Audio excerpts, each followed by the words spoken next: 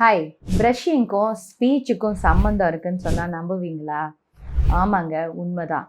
Brush பண்ணும்பொழுதே எங்கேருந்து எப்படி பண்ணுறாங்க, அவங்க ஈரல் மேலே பண்ணுறாங்களா, அது அப்புறம் டங்கெல்லாம் கரெக்டாக க்ளீன் பண்ணுறாங்களான்னு செக் பண்ணுங்கள். ஏன்னா அதுக்கும் அவங்களோட ஸ்பீச்சுக்கும் சம்மந்தம் இருக்குது.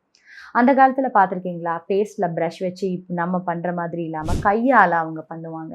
ஸோ இது எதுக்காகன்னு கேட்டிங்கன்னா, இந்த கையில் நீங்கள் ப்ரெஷர் கொடுக்கும்போது எத்துப்பல் வராமல் இருக்கும். அதாவது சீக்கிரமாக அமுங்கும். ஒரு ப்ரெஷர் நம்ம கொடுக்கலாம். அது அப்புறம் டங் க்ளீன் பண்ணும்போதெல்லாம் ஆர்டிகுலேஷன் கரெக்டாக கிளியராக வரும். ஸோ குழந்தைங்க ப்ரஷ் பண்ணும்போது காகிள் பண்ணுறதை பார்த்துருப்பீங்கல்ல. குழந்தைங்கன்னு இல்லை, நம்மளுமே காகிள் பண்ணி தானே ப்ரஷ் பண்ணணும். அப்போ அவங்க இப்படியெல்லாம் பண்ணி கன்னு பண்ணும்போது ஜா எக்ஸசைஸ் வரும். ஜா எக்ஸசைஸ் கரெக்டானா ஆர்டிகுலேஷன் கரெக்டாக வரும்.